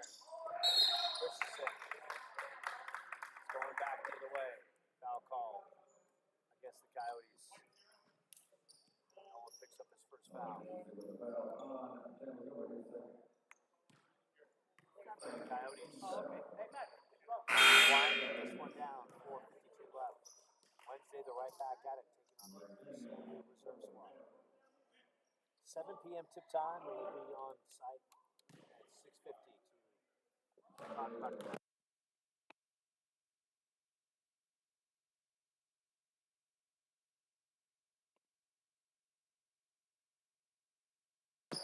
violation goes. What's the first thing you do? That's what he wants it. That's his first person. Back of the line. Finch.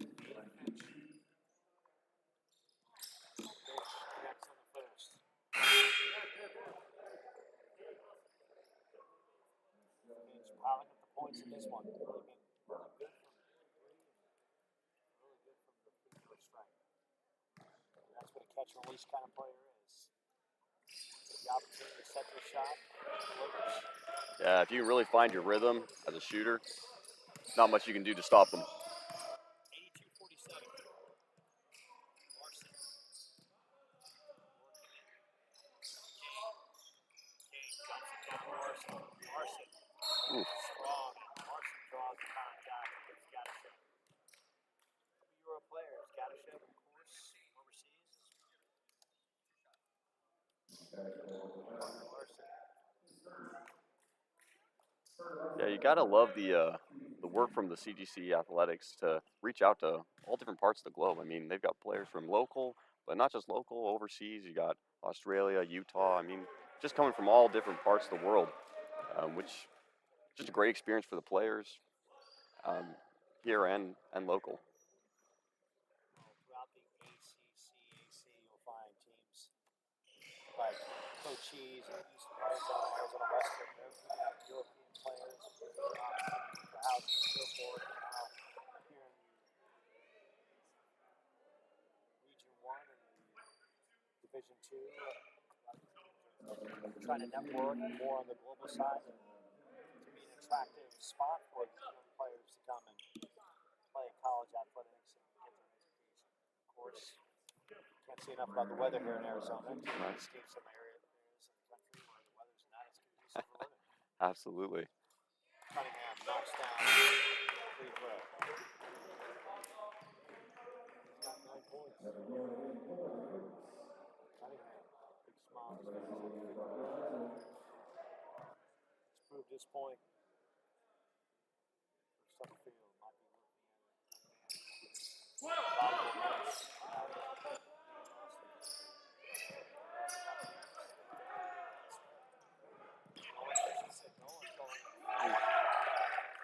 knocks it home.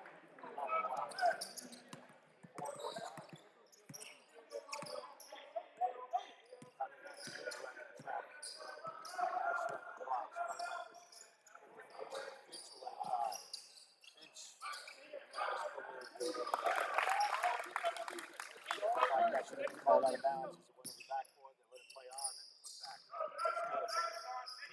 84-51. Kane. Kane lets it fire. 1-3. Short. Off the side of the island. Sean Wright.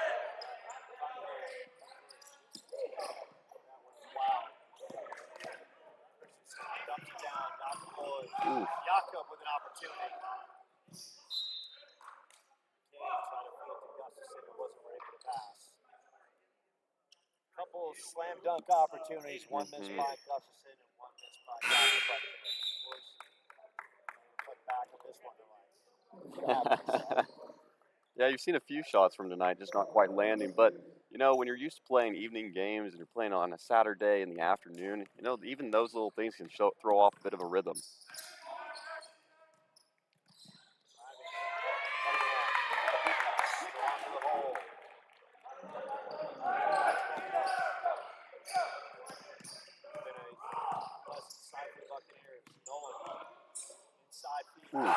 There's that dunk. This time, Calvin the Great with the flush. Good feed from Nolan Christensen. Calvin was looking for redemption. He got it right there. Absolutely. Draws the rim down the inside, gets it out to Kane. Oof. Nolan scored. There's that no fear attitude. 53. Calvin off the Jakob slams it home. Jakob gets his redemption off the missed slam early. And there's the Coyotes bench, excited for those teammates finally coming through and punching it home. 90 to 53. We'll talk to a couple of players. Talk to Coach Silsby after the matchup. So we've seen the first unit. A little sluggish offensively. The defense was good, but now as we approach the final minutes of this contest, the Coyotes have done what they need to do. They found their offensive rhythm as the first half progressed on. The defense has been there throughout, and they've played exceptional team basketball. Yeah, I mean, they've really gone above and beyond both ends, whether the starting team or the bench. I can't speak more than enough on Nolan, the local from Mountain View. I mean, when he steps on the court, he's going aggressive. You see that no-fear attitude, even being a little bit smaller than some of his fellow teammates. He just goes hard and makes his time on the court count. And that's what you see across the board from all these Coyotes.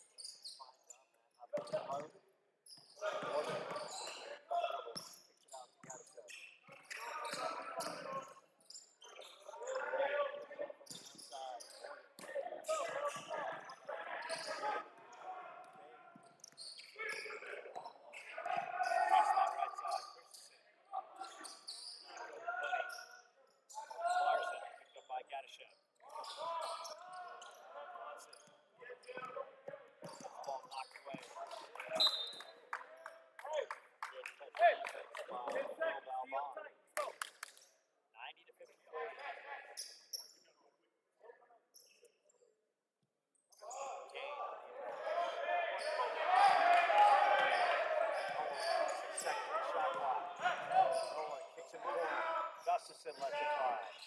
Marco Bloody cleans it up. Gustafson cutting in. Gustafson. And Nolan is there. Underneath. Parker going up. Battle underneath. Plenty of blame. And Parker secures it. Great helpful effort by the Coyotes in that offensive possession. Larson. Christensen will fire it up for three. That's no good. You see Buddy Watson chuckling a little bit as he's taking a lot of pressure from number 12 on Park University, hoping to get a little bit of a call there, but the refs letting it play on.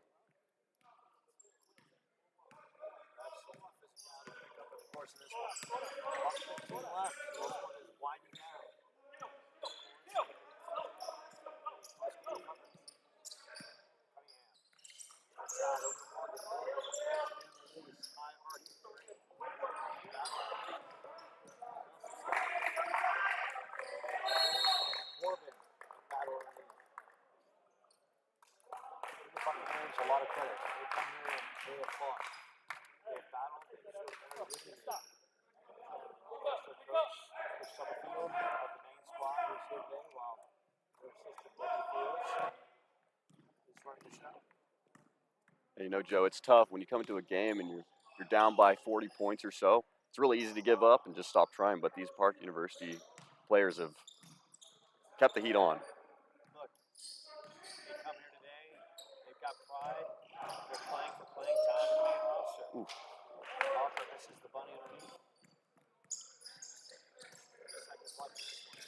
Now Bond going. Now Bond. Ooh. Fire home the putback. Cunningham. Pull up. Cunningham connects to the elbow. Park University bench really liking that little putback dunk, potentially. Obviously, it didn't go through. He's got an opportunity. This one will lie down, and that is going to do it. A 90 to 55 victory.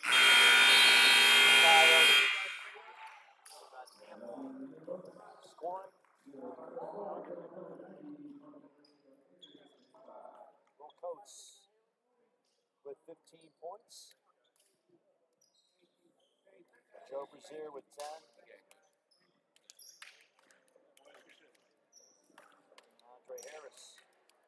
14. We're going to keep it right here as the two teams shake hands. And now your thoughts on the Coyotes picking up this victory. Oh man, I mean, what a great performance once again. You saw it a couple nights ago against Benedictine. You saw it here tonight with Park University. The boys play hard, whether you're a starter, whether you're off the bench. There's tremendous effort, tremendous energy, and you can't help but see the wisdom from Coach Silsby as he's testing the waters, letting his boys try things out, play it, and work through the different plays and things they've got going on. I mean, it's just a great program all the way around, and that's what you want to see when you come watch basketball. You want to see good, hard work and effort, and boys giving it their all. So can't ask for much more. Matt, I appreciate you being us in some class, and of course we'll have you throughout the season. Keep it right here. We're going to coordinate some interviews and more to come from Chandler Gilbert right here as the Coyotes pick up the 90-55 victory over Park University. More to come from the Coyotes right back to Chandler Gilbert Sports Network.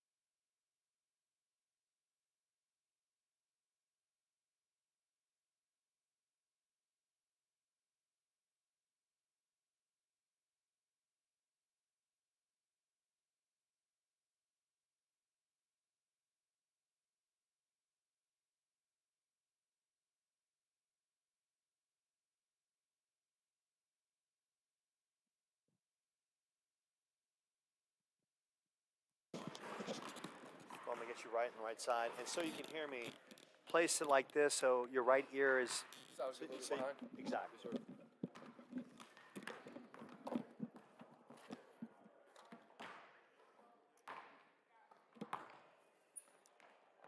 And we welcome you back to the Coyote Center, where today the Coyotes knock off the Park University Gilbert squad by the count of 90-55. I am joined by Will Coates. And Will, first off, offense a little sluggish in the first half, but you guys get the victory. You continue to be impressive and great team basketball throughout. Your thoughts on the win? Great team basketball, like you said. Game plan was kind of going inside out, like you said. A little bit sluggish on the inside from the beginning, but changed around at halftime and tried to pound the paint a little bit more, and got to the free throw line a little bit more, and it worked. Yeah, what I love about Coach Silsby is that I like his approach because, look, anyone can go out there and shoot threes from the perimeter, but he likes to establish the post because when you can dominate, it kind of demoralizes the opposition, which opens up the threes. Yes, sir. And can you talk about that approach from Coach trying to start the post presence early in conference? For sure. We have a good big man in Andre. You get it down there, he's going to facilitate it out. So, he gets double teamed. He's got to cut off of him, and that's kind of our offense. You throw it in there early, see what he can do, and just move off of him, and it works. So just got to keep doing it. Well, for you, 9 first-half points. He had 15 in the game. Such a valuable contributor to your team because you read the floor so well. You set up your teammates. You read the perimeter from the outside. You're kind of that big, glorified point forward who can do so much. Your thoughts on your performance in this one? Well, I appreciate that. I think I did pretty good. Overall, it's just a team win. Everybody played well. Defense, I think, that's where we really played well. As long as we play good defense, I think the offense just dictates itself. And as a personal player, I think just playing defense kind of sets the tone and go off that. There you go. Yes, sir. A young man who's humble along the way. We'll take the team over the personal glorification. You got to respect that. So that being said, give us kind of your take of where this team is after 4 games. Yes, sir. After 4 games, I think we're in a good spot. I think we're only going to get better too. We're real young. Got a couple experienced players, but for the most part, real young. I think these 4 games were a good start to the season. Just look forward to getting better and just keep improving with everybody. Really, that's what we're going to do. It's all about improving and getting better and raising the bar from day to day. So Wednesday night, another non-league factor game, and how important is that one? Because next Saturday, it's all real. Yep. You got Yes, sir. Glendale coming to the house. You got Glendale coming to the den. And it's all about protecting the den. But first, you got the ACU squad coming in on Wednesday, and it's the last kind of warm-up before things get really – the magnitude of the games get bigger and better. And your thoughts on what the team has to do on Wednesday night? Yeah, Wednesday night's gonna be another good test for us. Like you said, it's not an in-league match, but I think all those season games just prepare you for, like you said, that Saturday game that comes. And I think you just got to go into it every game the same game and just play that way, and it's gonna work out. So I think Saturday's Wednesday's gonna be a good game for us, but I think Saturday's that's where the real test is gonna be. And Will, as we draw closer, do you feel like for this team, like the focus and the intensity is starting to ratchet up as you draw closer Yes, to sir. Saturday's game? For sure, yes, sir. Practice, we're a little bit more serious, try to lock in. We're in there a little bit longer too. Go for like 2 hours or 2.5 hours, making sure we're getting our shots up. A whole bunch of stuff like that. So practice, we're locked in for those 2.5 hours, and after that, we just recover and do the same thing every day. And we're getting better. Yes, sir. And how fired up is this team to start league play and start sending a message that the Coyotes are going to be a factor in the CGCC? Yep, yes, sir. We're looking forward to it completely. I mean, every game we go out there, try to play it like, it really matters. It does matter. And, we're just excited to see what we do later on in the season. And, a really great group of guys, and just look forward to seeing what we can accomplish. I know it's going to be great, and just look forward to playing with my guys. There you go. That is Will Coates. You want him to hit a 3, he can do that. You want to see him battle on the blocks, he can do that. Yes, sir. You want to see him set up his teammates, he can do that as well. All versatile, all caring, all about his team. And the Coyotes are now 4-0 as they knock off the Park University Gilbert squad by the count of 90-55. We're going to talk to Joe Brazier. If Joe Brazier can make his way here. There he is. Joe, jump in, Joe. Over here, Joe. Joe. Thank you. Thank you very much. Appreciate that. Hey, Joe, you play video games on the one. Don't have it on this one, but on the left one. Video games. So, Joe, thank you for joining us. Of course, thank you for having me. On the Chandler Gilbert Sports Network. Joe, your thoughts on coming in the second half and doing some good things and really being a valuable part of this Coyotes team? Well, I'm here to play my role. You know, it's really early in the season. A lot of us boys were kind of gelling, trying to figure out what our roles are on this team, and I'm just trying to do what I can to help us win. I guess kind of at the start, you know, we get on a big lead at the very end, so you know the boys make my job very easy when I hop out on the court. So yeah, I'm just trying to do what I do best, is facilitate, shoot the ball, get boys into spots, that sort of thing. So yeah. So that being said, you're from Australia. Uh-huh. So how does a man from Australia end Yeah. up in Chandler, Arizona? So a big shout out to Matty Hendricks, who was a student here. I couldn't tell you what year, but he used to come here. And, you know, we're from a place called Collingwood from Melbourne.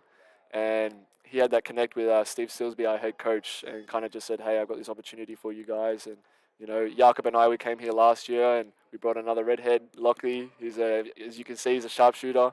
So, yeah, we're loving it out here. It's been amazing, yeah. So that being said, the team is off to a good start, and kind of give us your thoughts of what you see from this team after 4 games.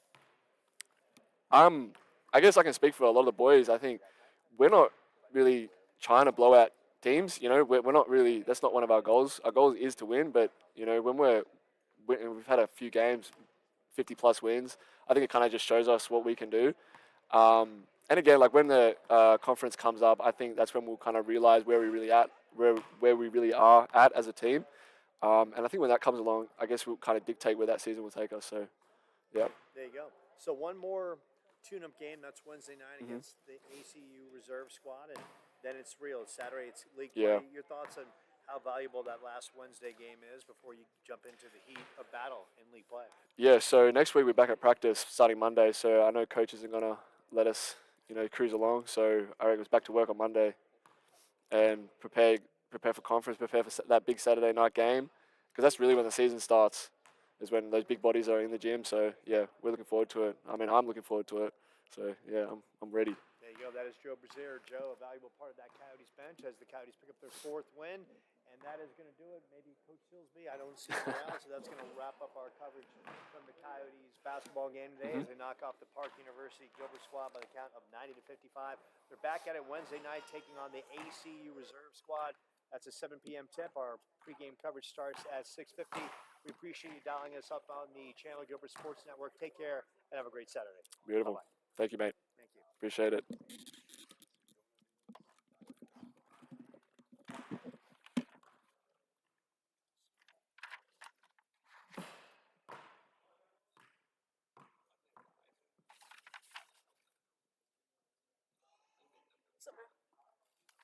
to see you. Okay, so that's why. Okay. Throw me off.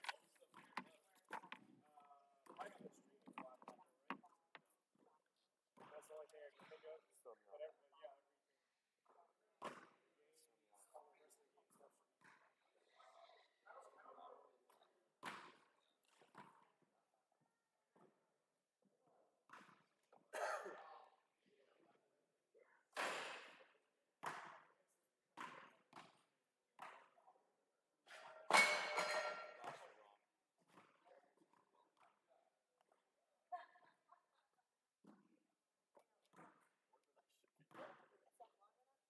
Okay, so like Matt, I can tell you one thing because the roster was wrong on the numbers. That threw me off with. He's lucky, right? He's lucky, but the roster was wrong. Yeah. Yeah, there were a couple times I was like, Yeah, so that threw me off. Yeah, yeah, So now I get it, but it's better to make these mistakes now. And look, you can only control what you have on the roster. right.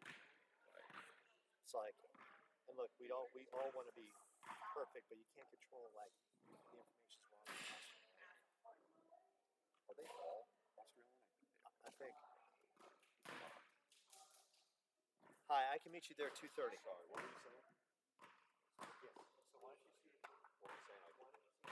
Tell me something else.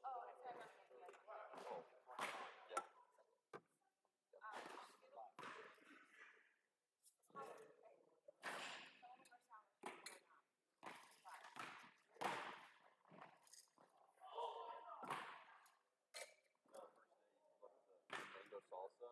It's like, oh, he knows what he's doing.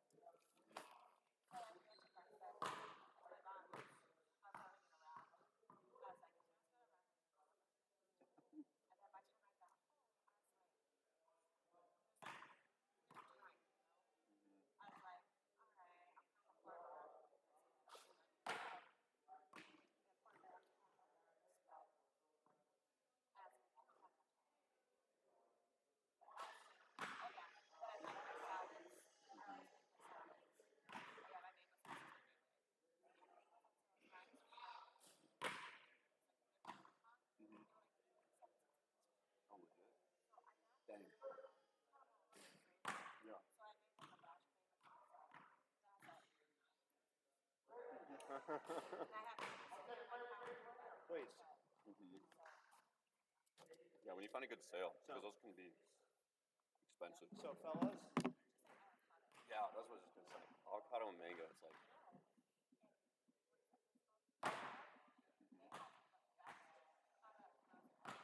Really? Cut up at Walmart. Yeah.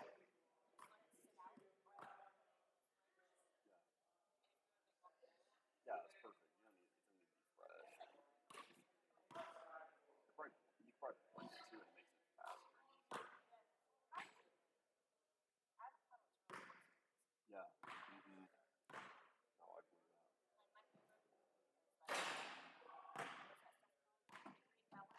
Oh yeah, yeah.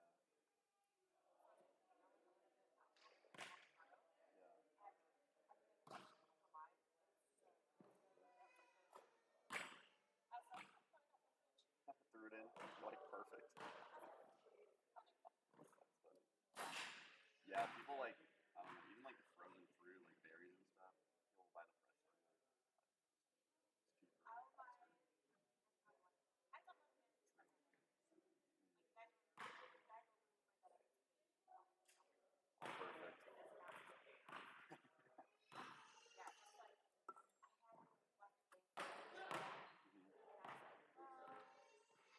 Faster.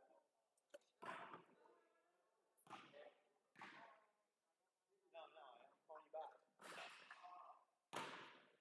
I was talking to someone. So, are we good for 2:30? Is it open at 2:30? Can we get in? Okay. Can we get in?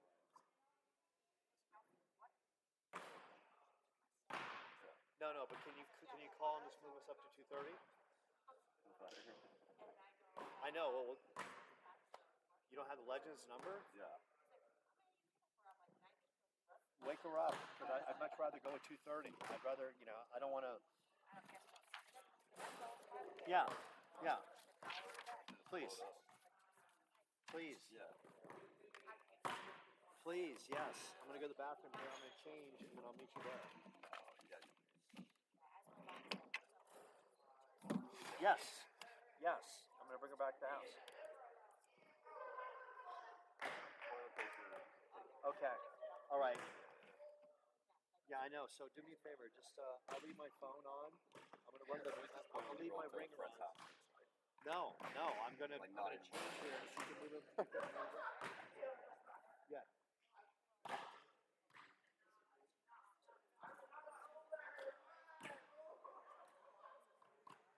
Okay, so you're saying 3? Like what? All right. I'll see you there at 3. I'm going to change you. Okay? Bye. That's when you start looking around about tissues or something. Anything else? So they switched jerseys, by the way. They did? They did. Okay, that's So that's why. part of the process too. So now we know. Okay. So Joe and Lockie Macklin switched jerseys. The roster on the team site says they're, so that threw me off in the course of, but now I got it. I'd rather make the mistake in the preseason than we get to conference play. Yeah.